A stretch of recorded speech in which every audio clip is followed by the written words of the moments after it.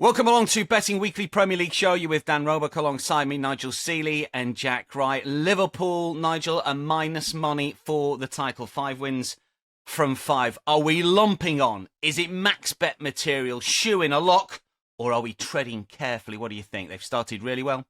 Good morning. Yeah, they got the results. They're not playing well, though, are they? They're not playing well, but they're getting winning results. 5 matches, 5 wins. You can't ask more than that. Top of the table, looking good. I think, Arsenal got out of jail. The late goal against Manchester City equaliser. But I think the sign of a good team is, and we haven't even got the best of Isaac yet. So would I be lumping on? I never lump on anything, as you can see from our records at the early part of this season. I don't really want to get too heavily involved, but at this moment in time, it's very, very hard to see Liverpool dropping many points. And I think the others have got, already it's a 2-runner race, isn't it? Would you say it's a 2-runner race? I think Man City obviously a little bit out of the way, but I think it's a 2-runner race. And Arsenal are dropping points, whereas Liverpool are still in first gear. Yeah, and Jack, we were on the Monday live show and you were sort of echoing what Nigel was saying there. I mean, it's not Liverpool's to lose. We're only 5 games in, but they're not playing well. They're picking up points and title rivals are faltering. Yeah, good day to you both and to everyone listening and watching. Indeed, yeah, exactly that. They're not playing so well. They've got Isaac to come in and get fit and firing. So much strength in depth. And as I said, they're probably in third gear at the moment, and they're still 100% for every game, not just in the league as well. So they're showing that resilience. Not a price that's going to excite me too much. Of course, there should be a few twists and turns. Could there be some this weekend? We'll see. But look, they go to Palace and win there. Newcastle beat Arsenal, and they're probably going to shorten, aren't they? But flip that round, and maybe you'll get a bit of plus money if the results stand out. We'll see. But for me, Liverpool, I can't see them not retaining the title. Yeah, well, the boys are on Liverpool at the start of the season. Minus money at the minute, just if you want to bet them.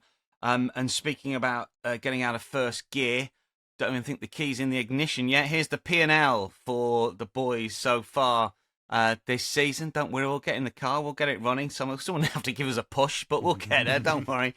Let's start our previews with Brentford against Manchester United, which is the early kickoff on Saturday, 7:30 Eastern. Brentford are plus 235 here. Manchester United plus 105. United, Nigel, have registered more expected goals across 5 games than any other team in the Premier League. They rank 7th in terms of expected goal difference. I'm presuming all these modern metrics are what the model makers are looking at to put a price of even money or just bigger against United here, because no one's betting them at that sort of price, are they? No, I don't think so. But they did bet them last week against Chelsea. There was a big move for Manchester United last week against Chelsea. I couldn't understand that. They got it right. The market move got it right. But I do think these two sides, I think, we're talking about Liverpool potentially being the champions after 5 matches. I do believe these two sides, the jury's out on I don't think you can have, what Man United team are going to turn up. And I still think Brentford are a big question mark. After week 1, we were saying that they were certainties to be relegated. Then they come back with a couple of wins. So I think this is a very, very difficult match on what is, to me, a very, very difficult slate this week. It's a very, very difficult slate. Early kickoff, Manchester United, tempting at plus money. That's a danger for me. I think this has got danger written all over it, this match. If you look at the game, obviously last week United were helped by the early sending off by the goalkeeper. But I thought Manchester United were brilliant in the first half. I thought they played really, really well. Looked good, looked dangerous. But then second half they were hanging on at the end. I thought Chelsea got right back into it, and without Cole Palmer as well. We'll come on to Chelsea a little bit later on. But Man United here at plus 104 just looks a trap. It just looks a real trap to me. Brentford at plus 235. Are they good enough to win this match? Can we forgive the early season form that we saw, the early day form that we saw them? The one thing I would say is that Brentford have been unbeaten at home this season. So they have won a couple of games, obviously cup matches as well. They've won in matches as well. And in history, there's been lots of goals in this fixture. 24 goals in the last 8 matches, or the 8 matches they've been between these two sides since Brentford returned in the Premier League. It was averaging 3 goals per game. Over 2.5 is very short, though. It's minus 152. I would be leaning for both teams to score, yes, but also that is minus 180. Very short prices here. I think on the money line, slightly edging towards Brentford, because I just think the price of Man United is too short, plus 104. Casemiro suspended for Manchester United 4-3 last season. Mbuma returning to his former club. He was going to be a popular player, I think, for any time goal scorer. But this looks a real tricky match for me. Slightly edging towards Brentford on the Asian handicap. I expect goals, but at -152, far too short to play over 2.5 goals. Maybe one to leave alone, maybe just a small lean on Brentford on the Asian line. Jack, what do you think here? Yeah, this was a really easy one for me to stick a line through. I just don't know what to expect from either side. So what can I bet on here? This will be a lean and one I will not have my money on. I'll be brutally honest about it. I've gone under 2.75 Asian total at -112 as my lean. It's an early kickoff. We can see slow starts in those. We've mentioned those before. As I said, I'm not quite sure what to make of either side. Brentford I thought, maybe there was a spark there, but they've still only picked up 4 points from their opening 5 games. That is their worst start to a Premier League season in 5 games. And Manchester United, massively helped by that early red card. What would they have been like 11v11 in that game? I'm not so certain. Both the goals they scored, you possibly could say because they had a spare man.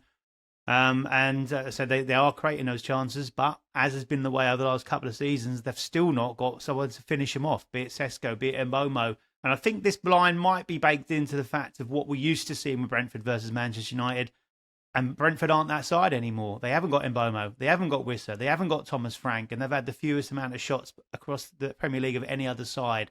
So I am going on the unders here. Ideally wanted to get Brentford on side on that plus Asian handicap. That would be the way I'd go with it if I was playing that line, but I've gone with the goals instead and taken under 2.75 at -112 as my lean.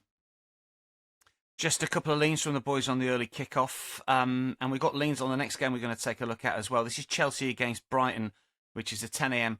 Saturday kickoff Eastern. Chelsea -141, Brighton +340 here. The draw +310. Chelsea, Nigel, have been favourites for every single game that they've played in the Premier League so far this season. They've only won 2 of 5.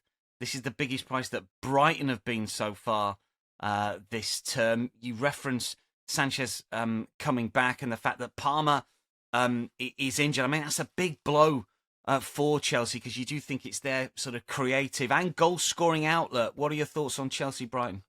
Well, I think he'll play.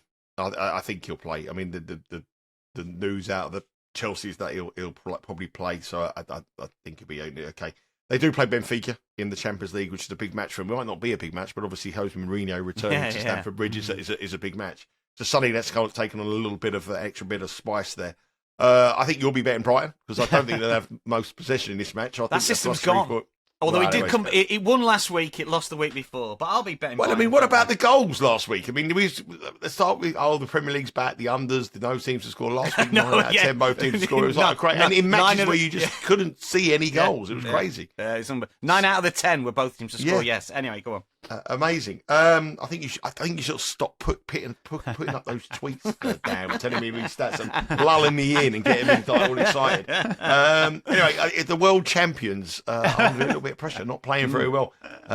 Big drifters in the outright market. We talk about Liverpool, obviously now going minus money. Chelsea have doubles in price, bigger than 20-1 now to win the title. I think he's a manager under pressure, Maresca. I think he's under a little bit of pressure at the moment because they're not getting the results they should do. A 0-0 draw, start of the season against Crystal Palace was a bad start.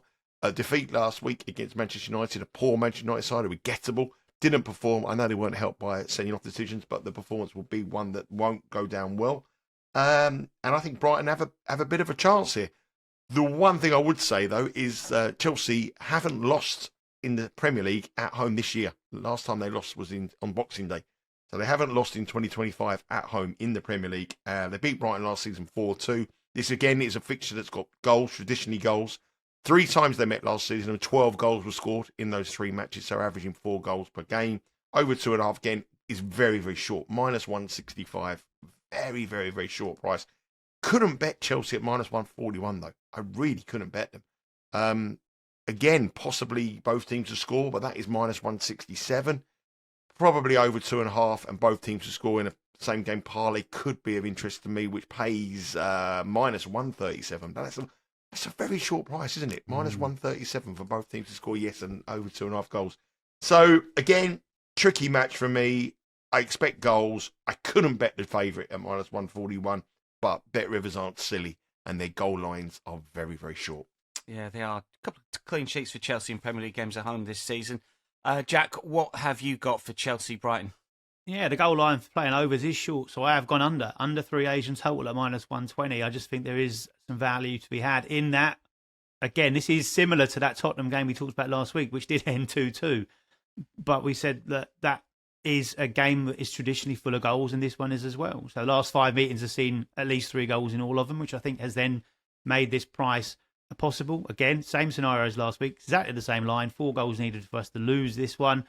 And I agree. I think Maresca is under pressure, and he did not help himself with that performance last week after that red card. I thought he was cool, calm, and collected in the searing heat of that Club World Cup final, but he was drowning. He was floundering in the monsoon of Manchester, wasn't he? And that red card, and yes, of course, he took Estevao off to bring on the substitute goalkeeper, but then a couple of minutes later, then to take off what is one of your best counter-attacking outlets to bring on a central defender, and then Palmer's injury. 3 substitutions in the opening 20 minutes. That's unheard of, really. It's mad in 3 separate installments as well. So I think he will be very, very desperate to make sure he gets a positive result in this one, and that could well be tight. And as Nigel said, unbeaten each of the last 12 at home in the league, winning 9 of those, and the key thing for me, 7 clean sheets in their last 9 home wins. So that, for me, would suggest that this can be tighter than what it is traditionally. We'll have to see about Cole Palmer, but if he is out, that would obviously help that unders line as well. And what is Chelsea's main striker now, João Pedro, there's only one side that knows him better, probably even better than Chelsea, and that's Brighton, obviously, where he came from in the summer, having had a couple of seasons there. So I think Brighton are underwhelming. They've not created too many chances, and this line's not been cleared in either of their road trips, a 2-0 defeat at Everton and a 2-1 at Bournemouth. So I'm going to go for Chelsea. I think they might edge this one in a low-scoring affair against what's normal for them traditionally, and that's at -120, under 3 Asian total. Manchester City Burnley. We've got Jack's 1-unit play here. City are -590. Burnley 15-1. Another Saturday, 3 p.m. local, 10 a.m. Eastern. I mean, look, Jack, Pep's not going to park the bus here as he did in the latter stages, if not most of the game against Arsenal last week. But is he getting a little bit conflicted in his tactics? And if so, how do we profit? What's the 1-unit play? Well, obviously, I'm up against it this season, so it's just going to be on Man City to win. That'll be my 1 unit. No, it's not. It's Man City to win to 0. Man City to win to 0 at -125. Was close to being the 2-unit play, but there's reasons why I swapped that out in the end. I'll come on to that in a moment. But yeah, City 8 points adrift. They have gone a little bit more direct. We've seen that. Haaland scoring goals where he's kind of on the counter attack. We haven't really been used to that in his 3 seasons at the club.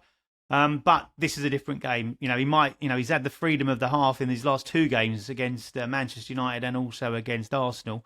He won't get that this time round, or if he does, he'll then find there's 9 Burnley defenders when he gets to the edge of the penalty box if he's running into that area. But look, Burnley used that template, didn't they, against Liverpool, where they sat very, very deep. It was the lowest of low blocks, and they nearly got away with it. I think if they'd have got found out and beaten convincingly in that, then Scott Parker might have ripped that up, or certainly tweaked it and been a little bit more kind of aggressive as far as the front foot or in the press is concerned. But they nearly got away with it, and that was at home, and that was against Liverpool. To go to Manchester City, arguably that's a harder task, and I can't see him wanting to change it. If he can get away with a point here, he would absolutely snatch both of your hands off for a 0-0 here and get back to Burnley. But this is Manchester City, and I think they will overcome it. Obviously, there is talk of Haaland's back injury, possibly as a doubt, but I think he will absolutely make sure he's definitely going to be playing this one. We know what he's like as far as his stats are concerned. He'll see this as a game where we can get another couple of goals at least. I saw he was plus 210 for 2 or more goals. That's been trimmed in to a lot shorter than that now. But City just beat newly promoted sides. Simple as that. They won 22 of the last 24 Premier League games against promoted sides, tying the other 2. They've won the last 13 meetings against Burnley. 11 of those were to 0. Says how it goes, really. Won the last 10 head-to-heads across all at home, 7 of those to 0 as well. So I think a very similar, believe it or not, last night we saw a Man City go to Huddersfield, a 3rd-tier side in England, dominate the game, dominate possession, and come out 2-0 comfortable winners, and I wouldn't be surprised to see a similar outcome with them on home soil here against the Burnley side that just haven't got anything going forward. Nigel, what do you think here? I mean, just picking up on what I said earlier about sort of Pep parking the bus. I mean, you know, last season and even the season before, we were looking at both teams to score, yes, in City victories because they did allow the opposition, didn't matter who they were, opportunities. Have we now got to factor in that maybe, even against Burnley, it'll be a little bit more controlled performance? What you got for us? I think you got to look at the opposition. I think, did the opposition offer a goal threat? I mean, and I don't think Burnley do. I know they scored 2 goals at Manchester United, but this is a very different proposition here to go into the Etihad. Man City will control the game. Burnley will sit back and defend and try to hit them on the counter-attack. And Man City are pretty solid at that. They've got a world-class goalkeeper now in Donnarumma as well, which helps. Exceptional in the last match they played, and the match against Aston and the match previous to that as well. I mean, I looked at this market, and I think the whole market hinges on one thing: whether Haaland plays or he doesn't. I mean, he is the most influential player in the whole of the betting market in the world. Currently, the Asian handicap is -225, and it's +102 for Man City. If Haaland plays, that will move massively. It will move to -120. If Haaland doesn't play, that market becomes a 2-ball game or maybe a -175-2 market. It's key whether Haaland plays in this match or not. So any betting on it really depends on that news that's going to come through. The other thing about that is that they play Monaco away in the Champions League in midweek. Big match. Monaco playing really, really well. Very, very difficult assignment for Manchester City. Monaco will fancy that opportunity. And I think, well, whoever plays on the pitch, if Haaland does play, I don't think he'll play the whole match. So that's another worry for me if I was betting the Asian handicap, -225, which I was leaning towards. I think Jack's come out at the right angle. I think City to win 2-0 is the bet here. In the 10 matches they played since they returned in the Premier League, last 10 matches, it's a goal aggregate of 35-7. So they average 3.5 goals per game there, and Burnley average 0.8. 0.7. So it's I quite like the bet that Jack has come. You've got to go back to 1963, the last time that Burnley won, and number 1 in the hit parade was this song. Do do be do do do do. Cliff Richard. Yeah, we're all going on a summer holiday. Are we? And we will be going on a summer Where are you holiday taking at the end of the year. No, we're not going anywhere with our P&L at the moment. We wouldn't even get a bus to Regis. They're going to do nothing. Let's see what we are at the end of the season, and we might go on a summer holiday. But at this moment in time, I think he's absolutely right with the bet to nil. That's the best way. I do worry about the Asian handicap because there is a possibility that Man City could take their foot off the gas with 25 minutes to go and rest everybody. The other just slight thing to say, if Haaland doesn't play and you get the team news out very, very quickly, without Mamouche, without Haaland, we saw last night, the no striker last night for Man City, Foden played in a much more advanced position. Foden +155 to score any time would be my lean if that team news went against us.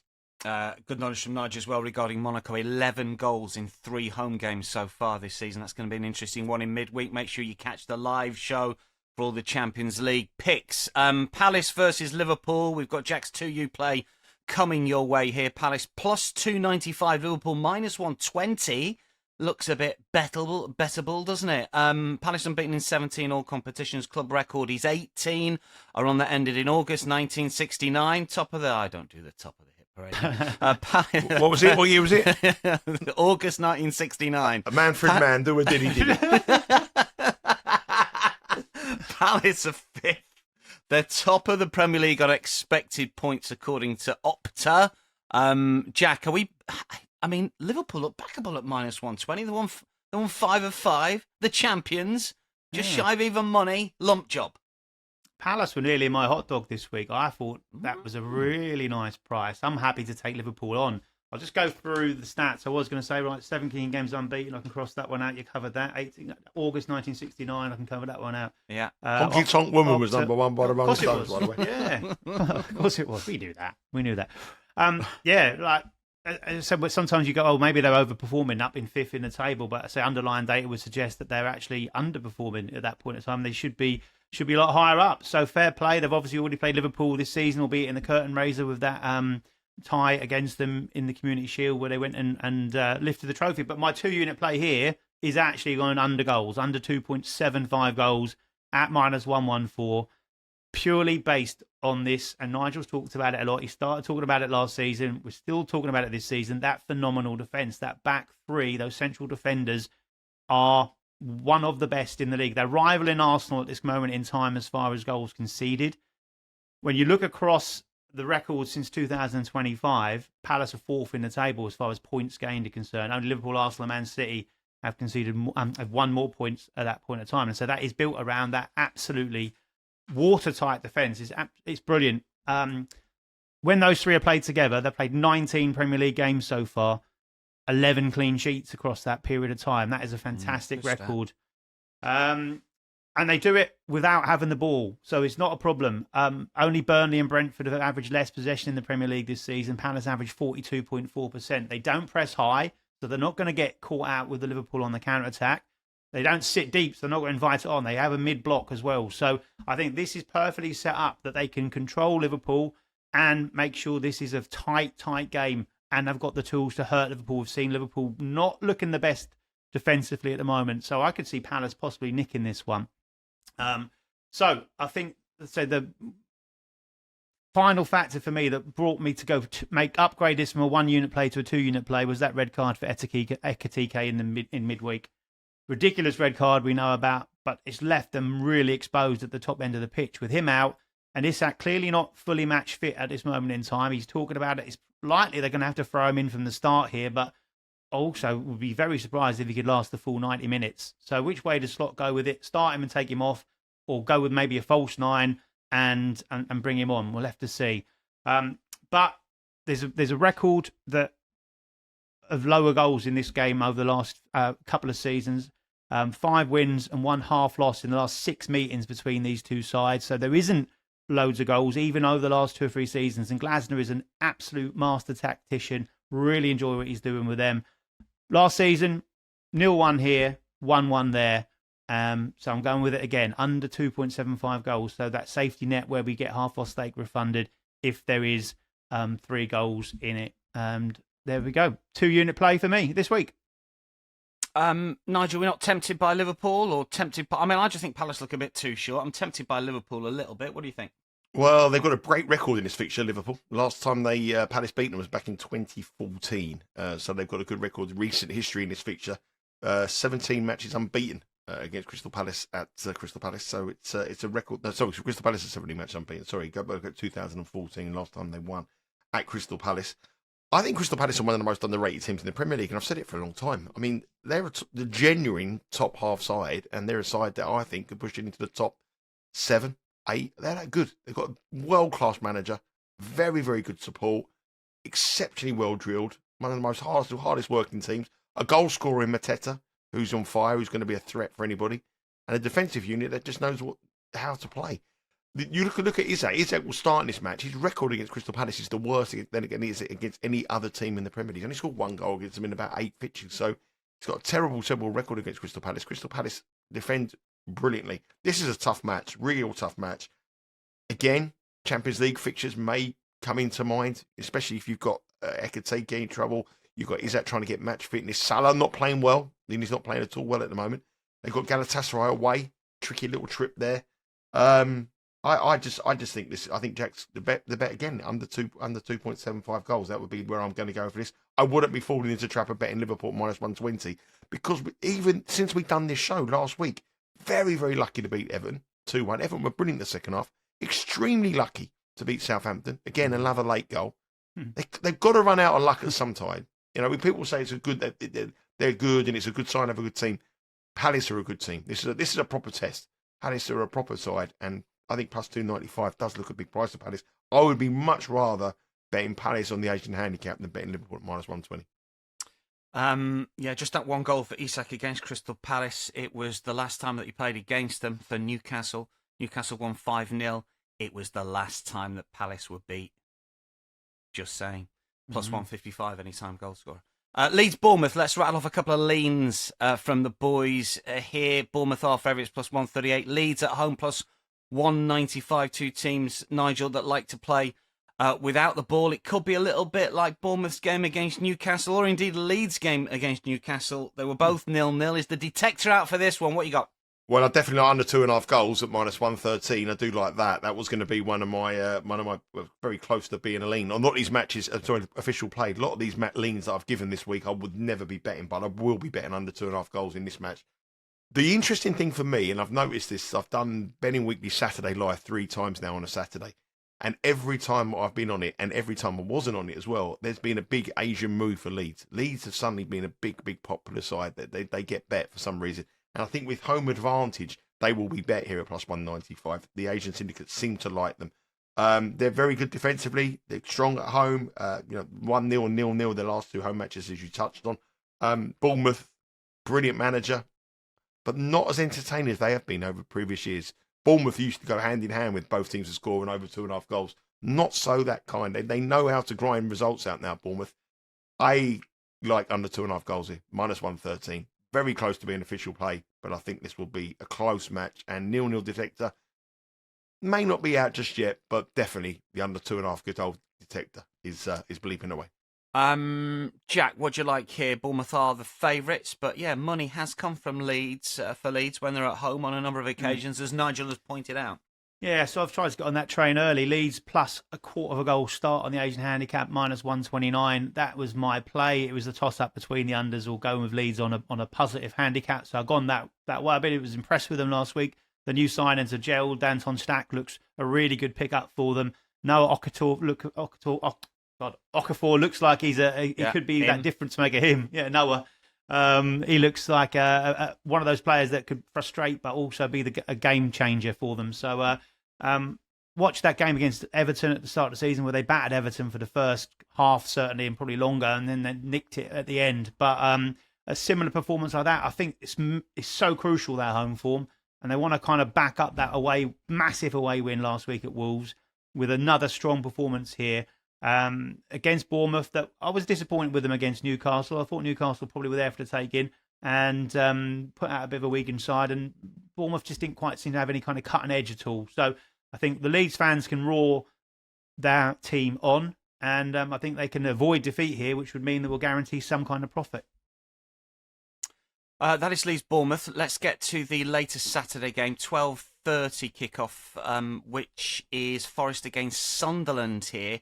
Forest are favourites -125. Sunderland +340. There's been just a little bit of support for Sunderland. Nigel, Forest off the back of that European game against Betis, which they were denied a win very late on. Are Forest gettable here? I sort of want to play Sunderland, but do I want a little bit of a bigger price? You have got your hot dog coming. Yeah, I've got a little hot dog here. I'm going to take on Forest. Not convinced by Forest, not convinced by Ange Postecoglou's appointment. I think it's a bad appointment, as I've touched on last week, and when he got the job. 14 goals in the 4 matches since Ange Postecoglou's come on. They've changed in the whole way they play. They don't look a happy bunch at the moment. At home, they're reliant on Chris Wood's goals, and I don't think the Ange Postecoglou way is going to help Chris Wood the way that he wants the ball direct into the box. It's much more a patient game, attacking game, pace game. Igor Jesus come in yesterday and scored 2 goals for them as well. He might be pushing for a start here. And I got a feeling here Forest are vulnerable. We've seen big clubs go into Europa League and Champions League and struggle the next week. And Forest are probably one of the smallest squads. That's still a big squad, but it's compared to the other big clubs in England. They're a small squad. And I think they might struggle with the extra matches on a Thursday, then the weekend matches. It's the first time they've had to do it, and I think Ange Postecoglou, as you saw from his record last season at Tottenham, his record after Europa League matches was pretty poor. He got beat as the manager at Tottenham after Europa League match. They got beat by Ipswich, a newly promoted club, and they got beat by Leicester, another newly promoted club, both at home after Europa League match. That. Sunderland, I think, are a team that are going to be very, very strong at home, as we know.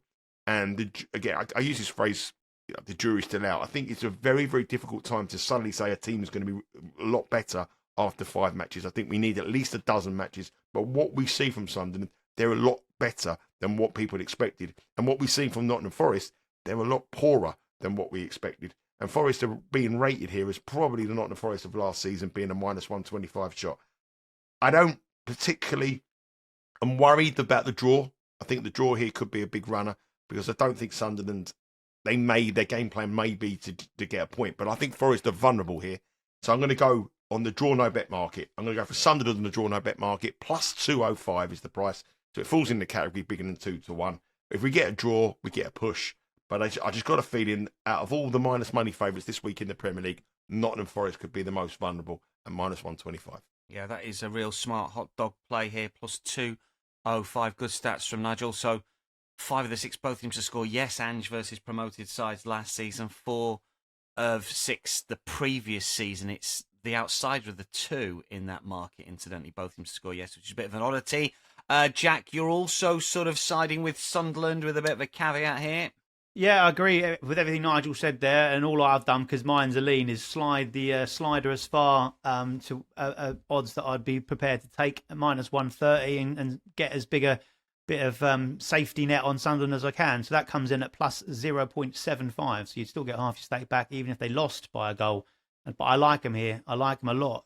Forest, again, main part of that is that European night on Wednesday. Conceding late on will hurt them as well. And then coming back, and they're not used to it, and it's going to be really tough for them. Still only one league win as well. They came on match day 1 against that Brentford side that were absolutely horrific on that particular occasion. Last time out, 1-1 with Burnley, newly promoted side, not forget, like Sunderland are. And they lost in their last home game 3-0 to West Ham, and that takes some doing at this moment in time. So not a lot to like about that. And I think Sunderland have impressed, and I think at this moment you want to be getting with Sunderland while they've still got that momentum. They've carried momentum in from last season. They've started really well, better than many expected. So while it's there, let's ride with it. I thought that was impressive last week to go behind to Aston Villa, but then come back with 10 men. They've played with over an hour with 10 men. That takes some doing. And I really like, they drew with Palace, didn't they, on their last road trip as well, which was a very important result, impressive result, like we talked about how good Palace are. And what I like is their recruitment's very strong. We're up against a physical Forest side here, but they've recruited well for that. Mukulele at the back, Alderete at the back as well, Dan Ballard in back up, and Xhaka in the middle. They've got a lot of physicality, a lot of height, a lot of strength, and they can withstand that pressure that sometimes these newly promoted sides are a bit weak. Sunderland certainly aren't that, and they've got a good manager as well in Regis Labrie. So I think at plus 0.75 for me, I'm taking that at minus 130 as a lean. But like anything from on Nigel's hot dog back there, I think is a great shout. Good spot for Sunderland. Saturday night, Spurs against Wolves, 3 p.m. Eastern kickoff this one. Spurs the shortest price they've been all season in the Premier League at minus 215. Wolves plus 540 here. Just can't get anything right, but they've given the boss a new contract, as we mentioned last week. Nonetheless, Nigel, you got your 1 unit play here. Yeah, I'm very impressed with Tottenham. I think that Thomas Frank has done a good job. I know they battled back to get a draw against Brighton last week in a 2-2 draw, but that's not a bad result. At home, they're very tough to beat. Obviously, they got beat by Bournemouth 1-0, which was a shock. But prior to that, a 3-0 win against Burnley, a 1-0 win against Villarreal, a 3-0 win last night against Doncaster. I know this is a different proposition against the Wolves side, but defensively very solid at the moment. They've still got 4 or 5 key players out, and they're up in the sort of the Champions League spots at this moment in time. I like them. And Wolves on the other side are absolutely awful, aren't they? 5 matches, 5 defeats, offered nothing in a way of a threat. Strand Larsen is obviously there. He'll probably be playing this weekend, which is a bit of a positive for them. But on the road, a 1-0 defeat against Bournemouth, a 1-0 defeat against Newcastle, offering very, very little. A team struggling for any form, any momentum. They look like they're on a downward spiral, as Tottenham look like they're on an upward spiral here. I wouldn't bet Tottenham at minus 215. No, because 2 reasons. There's Tottenham. they do lose at this kind of price. And the other thing I spoke about when I spoke about Leeds being a very positive on the Asian market, every live betting weekly live on a Saturday I've done, Tottenham have been a negative, absolute negative. For some reason, the Asian syndicates do not like them. They do have a tough trip in the Champions League to go to Bodo Glimt on Tuesday. That's a long distance trip as well. But I think this is going to be a professional job by Thomas Frank. I can see Tottenham winning this 1 or 2-0, resting players, get ahead for the Champions League matches on Tuesday and get the job done, get 3 points. And I'm going to go here for Tottenham to win 2-0, which is plus 145. They've won 2-0 in 3 of their 4 matches at home this season. Every match they've won at home this season has been a win 2-0, and every single Wolves match on the road this season has been a loss 2-0. Wolves offer nothing in attack. Tottenham strong. much more defensive solid under Thomas Frank. Tottenham to win to nil, my 1U pick at plus 145. We've got Jack's hot dog as well in this particular game. A player that came in the summer and by and large has impressed, I think, for Spurs this season, Jack. It is, yeah. Mohamed Kudus to assist. I'm going for in this one at plus 245 as my hot dog. Thomas Frank described that 2-2 tie with Brighton last week as the most complete performance of the season. So he was obviously impressed with what he saw from them. 10 points from 5 games, a really solid start under a new manager who's obviously implemented his strategies instantly. And what I like is, they were too good by far against those two sides that are down towards the bottom. Burnley, they beat 3-0. West Ham, they beat 3-0. And they've also got a very, very strong record against sides that are bottom of the table when they play. They've won 12 of their last 15 such encounters. So all bodes well against this Wolves side that do look a shambles. Yeah, a positive result for midweek against that rotated Everton side. But I think they are there for the take-in for a side like Spurs with a manager like Thomas Frank in charge. They're second favourites to score the most goals this weekend. And I think Kudus, as you said, Nigel's mentioned there, a few injuries around the place for Spurs, but Kudus looks nailed to start. He is nailed to start, and he also has completed the 90 minutes in his last 3 games, which is a big part when you're looking for a player bet, that he's going to give you as much time on the pitch as possible. So Wolves ship loads and loads of chances, conceded the second most goals, 12, only behind West Ham, who Spurs put 3 past not so long ago. And they've got the 4th worst expected goals against as well. So they do have the process to back up the fact that they are underperforming. 4 assists from Kudus so far in his 5 starts. He's a key element. He really seems to love this setup under Thomas Frank, and I think he can flourish here in a game where I expect Spurs to be on the front foot, expect them to win, expect them to score goals. Kudus will be a part of it. To assist at plus 245 to make him the hot dog. Let's get to the Sunday matches. First up, Villa against Fulham, 9 a.m. on Sunday. Villa plus 128, Fulham plus 225. Jack, Villa off the back of the Bologna game that we don't know the results of. Whatever happens, they will have been favourites for the 7th time in 8 games. They've won 0 when they've been favs 1 game pending. We can't trust them, can we still? Sorry, all of our Villa fans that watch on, Jake and Adam and 1 or 2 others. 128, what are we playing? Yeah, I'm going with the default Fulham bet, really. Both teams to score, yes. Minus 120. I think possibly getting a better price because of Villa's issues in front of goal. A Matty Cash rocket from outside the box, their only goal to date. But they look frail at the back. They are conceding chances, highlighted by the fact they conceded against a 10-men Sunderland last week. So I just think there will be goals at both ends. Fulham have got a threat to score. Josh King, we've talked about him this season already. He's still impressing. Kevin, who was on the bench of that new signing, they've brought in exciting talent, another a game changer that can come in. Wilson scored again last week, looks decent. Muniz, Iwobi, they've got the talent there to cause Villa problems, and you do expect it to turn at some point in time for Villa. They can't keep playing this badly and not creating the chances. I think they probably will score against Fulham. But Emery's come out firing, hasn't he? Called his side lazy last week, which is never a good strategy normally for a manager. And there's definitely something wrong behind the scenes. Talk of players falling out with him. So it'd be interesting at Villa Park for certain. And I think Fulham will fancy their chances, especially with Villa with that Thursday night game ahead of this one. But both teams to score is where I've gone with at minus 120 as a lean. Nigel, I mean, Unai's in a bit of trouble, isn't he, at the minute? We don't know what's happening with that Bologna game, but this is big for him, isn't it, really? He needs a win. Yeah, I mean, and it's not they're not scoring, they're not creating any chances. Their XG is absolutely diabolical. And that match against Sunderland last week, I mean, they were down to 10 men, Sunderland, and it was just, it was like the other, Villa were down to 9 men, the way they were bombarding the corners and getting involved. They offer nothing at all. I mean, it's a real shock that's gone on at Aston Villa here. For someone who wants them to do well, I've actually gone over their points this season, and I'm having an absolute nightmare. But I don't look at it. I don't think to myself, you know what? I can see any sort of sign of recovery. I'm looking at it thinking, perhaps they're in real trouble. The manager obviously is a manager that the players have obviously fallen out of him for various different reasons, or something's gone on there. And we know that he prioritises Europa League. He's got such a great record in that competition. They got Bologna tonight, so they're going to put a full squad out. Then the following week they got Feyenoord away.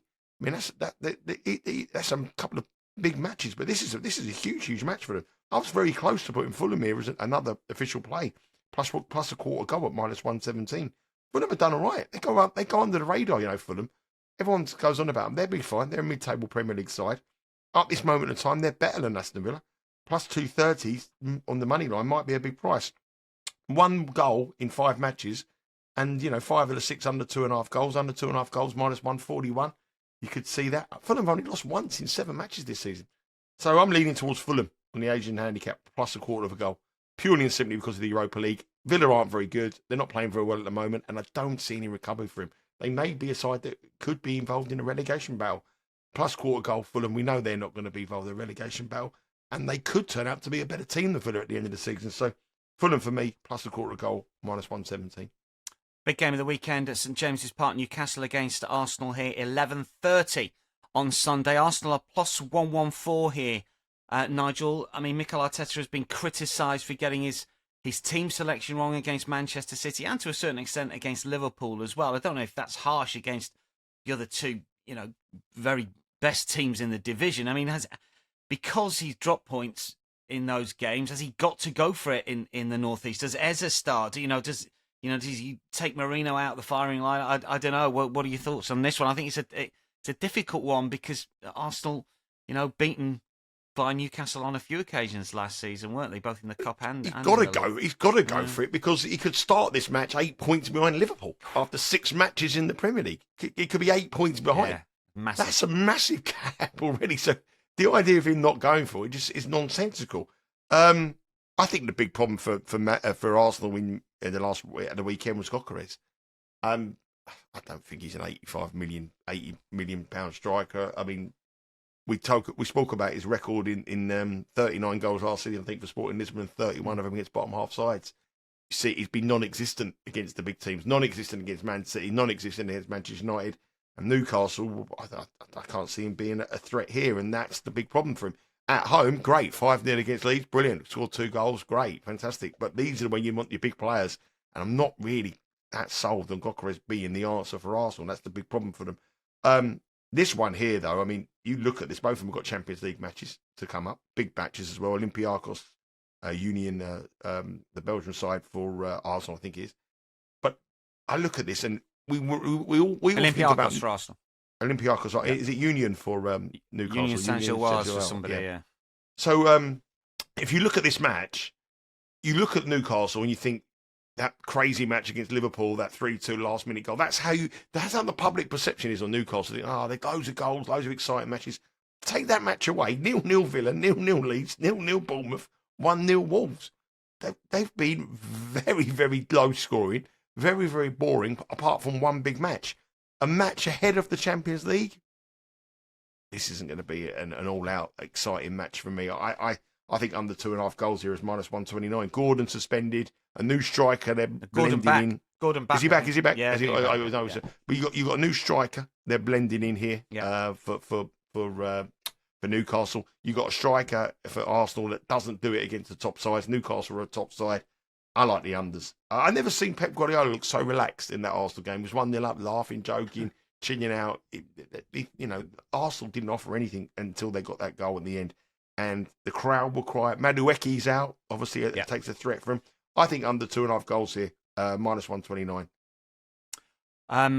Victor Gyökeres, incidentally, won the Gerd Muller Trophy at the Ballon d'Or Awards for the best striker in Europe. Got to put that out there. Not, is he? Yeah. The Gerd Muller Trophy. Where's Haaland playing these days? Yeah. Isaac, was he not? Isaac not? I think Arsenal made a really, really big decision, by the way. I think if they could have had Šeško. They could have got Isaac, I think they could have got Isaac. They could have. I mean, that's the one, isn't it? They made their move too. So they could have watched what gone on with Liverpool, and they could have picked Isaac up, and I think he would have been a much bigger threat than Gyökeres. I'm just not convinced. Tony Bloom, the shrewdest man in world football, the biggest gambler in the whole world, got rid of him for nothing. So that sums it up. Yeah, no, interesting thoughts. I think the jury is out a little bit. Jack, what you got for us here? Just a lead. Obviously, the boys just leans with the Newcastle Arsenal game. What do you think? Yeah, I agree with the landscape to the game. I think it will be tight. I think it will be low scoring. So on that reason, I've gone with Newcastle to edge this, but we can get them on a plus quarter goal handicap at -105. So I've gone down that route for much of the same reasons that I think it's tight. And I just can't oppose Newcastle at home. They are formidable there. Very unlucky in that game against Liverpool, down to 10 men for the entirety of the second half and goals behind, and still came back and should have got something from it. Very unlucky, 10 minutes into added on time. As you mentioned, a very good recent record against Arsenal, won 4 of their last 6 meetings across all venues and all competitions as well, including 3 of their 4 meetings last season, obviously beat them twice in the League Cup. So I still think Arteta might go with a slightly safety-first approach here. Yeah, there's no Madueke. I think Saka's back earlier than he would want him to be back, and he didn't offer much against Port Vale. He started against Port Vale last night, didn't offer too much in that one. Tough place to go.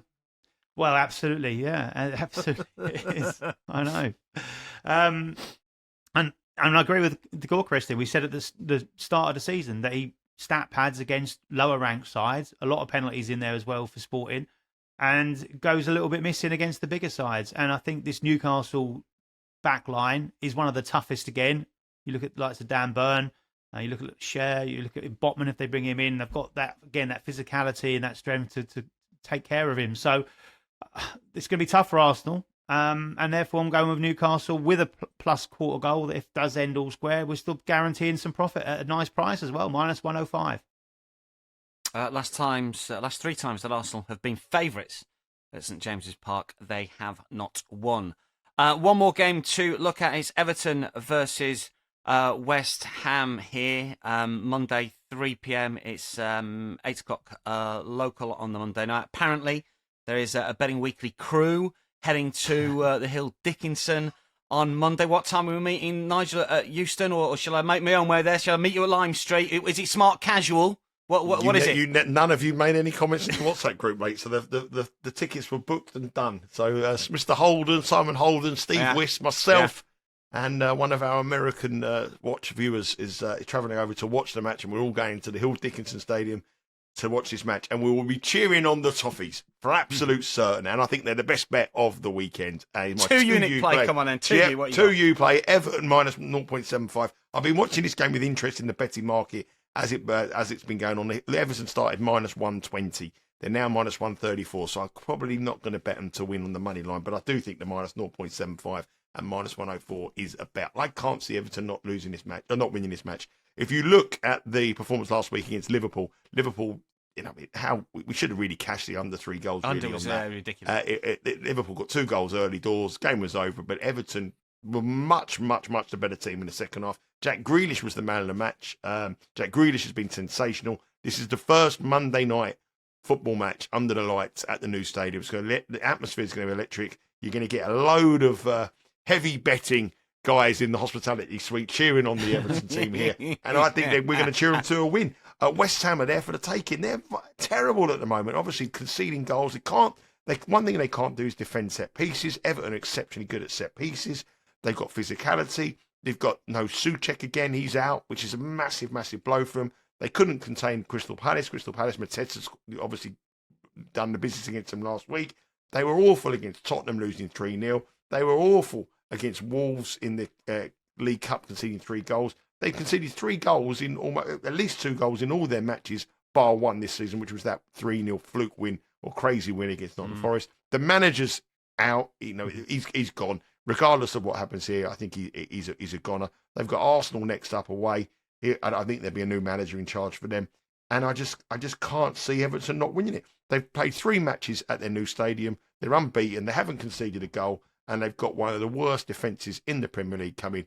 They're playing well. Jack Grealish, anytime goal scorer, is +310, very close to being a hot dog pick. Jack Grealish to score or assist is a bet that I like here as well. But I just think Everton are in a different level to West Ham at this moment in time. And Everton, for me, I'm very confident they're finishing the top half of the season. I said top half of the season, top half of the table this season. And as I've said all season, I think they're a seed that I like. And against this West Ham side, who cannot defend corners, cannot defend set pieces, haven't got their main physical presence in Souček, a dodgy goalkeeper, a dodgy defence. Everton win this minus 0.75, minus 104. We often talk about causation and correlation in statistics and football betting. And just to make it clear, there is no correlation between Nigel's 2-unit bet and the fact that he's in Everton hospitality for the game on Monday night. Because let's face it, if the 2U was the other way round, West Ham was. I was looking at this all week. This was the bet. This was the bet I thought was the banker of the card. But I was hoping that we might get like minus 120, minus 110 on the money line, because that would have been my 2U bet. I just think Everton are a very, very good side. I mean, Will White did a very, very... he summed it up perfectly the other day. I was watching the Champions League show, and he summed it up perfectly. He said that Liverpool were the same price to beat Everton at home than they were at Atletico Madrid. And on his ratings, he has Atletico Madrid and Everton not far off each other. Now, that shows you a vast improvement on what Everton are. They've got some really good signings, really good management. David Moyes factor against his former club as well. Monday Night Football in the new stadium. He will have that team pumped up. Me, Simon Holden, Steve Wiss will be pumped up as well, and we'll be pumped up to watch Everton win. Oh, the toughies. Jack, a lean for us in this one to wrap things up. Yeah, I agree with all that as well. And the other extra part to that is David Moyes came in for a bit of stick from his fans last night because he heavily rotated in that cup tie against Wolves. So the pressure's on for him to get it right here. He's got to go and say, well, look, we're going to win this one well, because they were thinking maybe a cup run, but no, these big guns were left out for that one. So I have gone with a real big outside here. I've gone with Michael Keane to score at plus 1100 as my lean, revisiting a theme that I've kind of been banging on about over the opening weeks of the season. And while Graham Potter's still in charge of West Ham, this might be my last chance to play it, so I'm going with it again. Just that absolute inability to deal with anything that comes into the box in the air. Terrible from set pieces defending them. They've conceded the most headed attempts in the league so far this season. Conceded the most big chances as well. They've also conceded the most goals with 13. And Michael Keane looks to be the target for Everton. It was a toss-up between him and James Tarkowski, but Keane's had 4 attempts at goal in his 5 appearances. Now, admittedly, all of those came in one game, came against Aston Villa. One of those on target, but 2 of them were big chances. His expected goals was 0.55 from that game, and that ranks him 8th in the league across the whole season for defenders. And the guy that we was very close to cashing on last week, Maxime Lacroix, is ranked 5th. So they're not too far apart from each other there. So at plus 1100, he's a bigger price than Tarkowski, who's only had 1 attempt at goal. This West Ham side, I think they'll concede lots of headed attempts at goal and lots of attempts from set pieces. I think Keane will get at least 1 chance. At plus 1100, I'm taking a chance. He might well take it as my lean. Yeah. Anytime goal scorer, Michael Keane. Watch out for all the associated market shots on target, shots, and so on. I think with the defender as well. Nigel, Jack, thanks for your company. Good luck to one and all. We'll keep everyone updated via our X feeds. We expect an Instagram story from Nigel on Monday detailing the trip to Merseyside. That is a wrap for Betting Weekly Premier League Show Matchday 6. Get your picks and comments in via YouTube. Don't forget, live show 9 a.m. Saturday Eastern, team news, reaction, market movements, and of course all the best prop bets, and our usual midweek live show at 11 a.m. Eastern. Make sure you follow us at Because We Win and subscribe to our YouTube channel. We'll be back next week. From all of us, for now, it is goodbye.